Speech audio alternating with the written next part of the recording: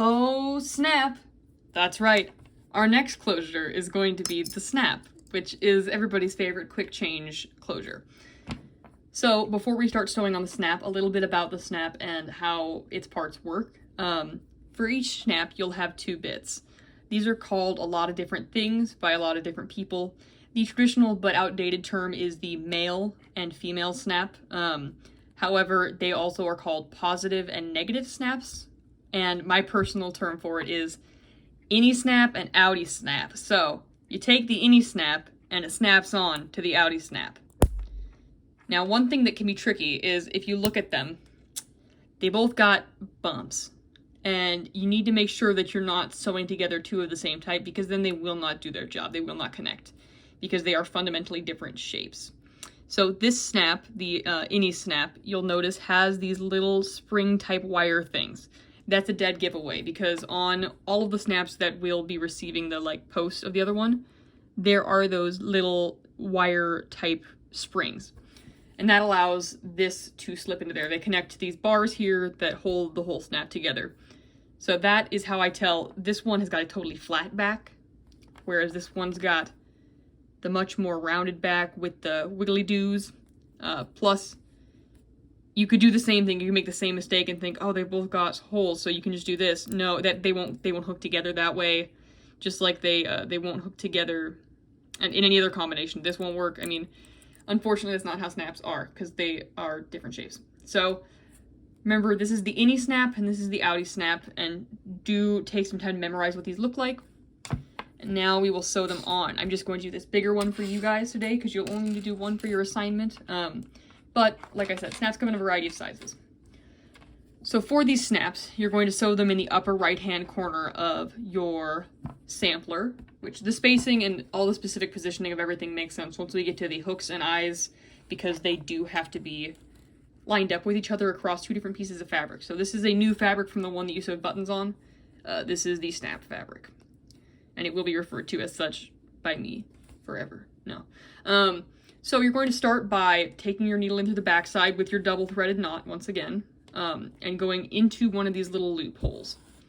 So depending on the size of your snap, they will have a different amount of number of loops.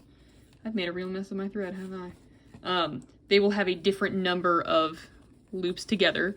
So for that first one I showed you, there was only 4 little pronged loops on it. This one's got 6.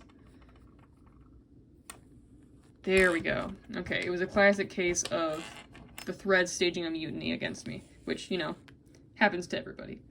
But we're back now. So yes, this one's got 6 little holes.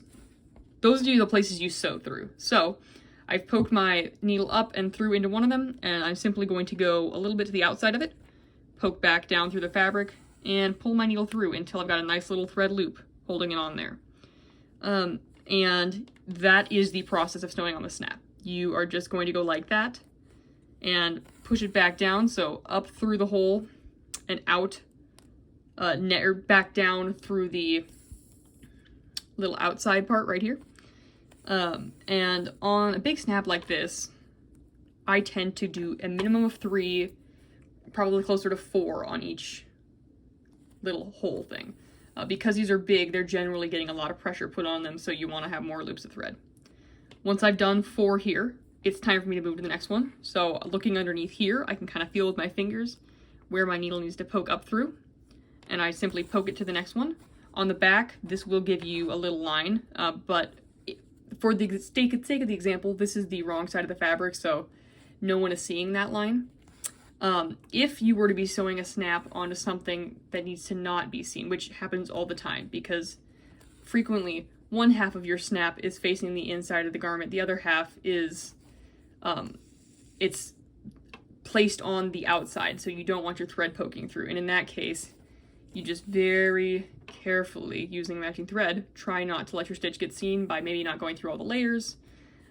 Usually it happens on things like shirt fronts, which do have multiple layers for you to go through.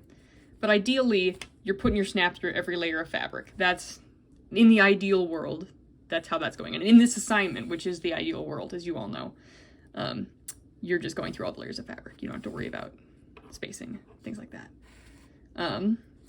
And you just keep going and making the steady progress around the wheel. Like I said, about 4 thread loops through each one should be sufficient. You're not tying them off for each one or anything. That's not necessary. You're going to tie it off once you reach the end of it, which is not necessarily the case in some of our other closures that have lots of holes. But this one, the snaps, you can just keep working around in a circle. You don't have to stop and tie off every time. I personally enjoy sewing on snaps. I think it's kind of hypnotic. You're just kind of going at it. You're sewing in a circle, and I like that about this task. Like I mentioned earlier, snaps are the most common.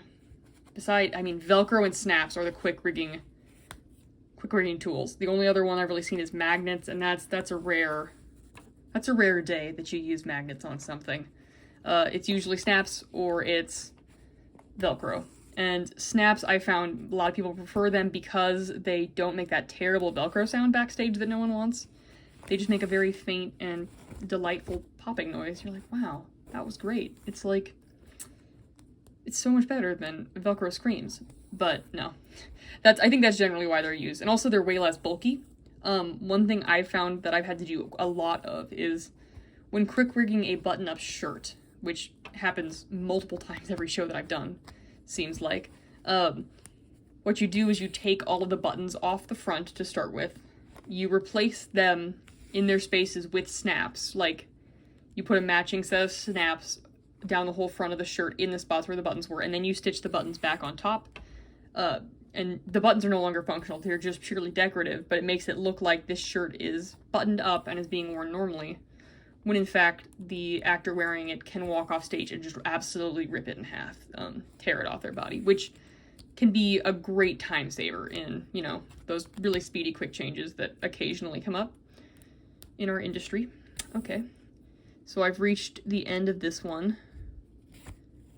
I've gone through all of these multiple times, 4 times exactly, and when I flip it over, this is what it looks like. You'll notice there's my starting knot, and there's the lines where I was switching back and forth. So now I'm going to once again loop my needle through here, and I'm making a knot. I'm just tying off our same knot, loop over there. Ooh. Yep. And that's the business on this one.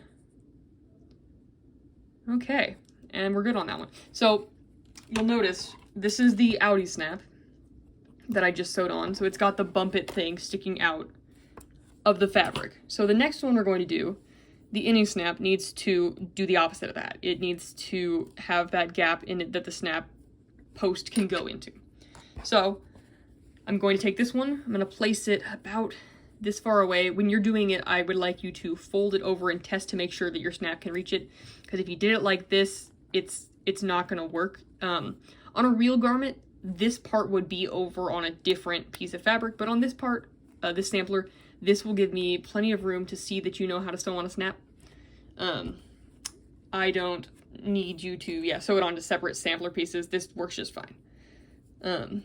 This is not one of the closures that we're spacing out weird to prove that it exists and works. Okay, so double knotted thread, tie it off. Remember, put about a snap's worth of space in between these two. And you're doing the exact same thing. In, up, down again, but a little bit to the outside. And you do this all the way around a whole bunch of times.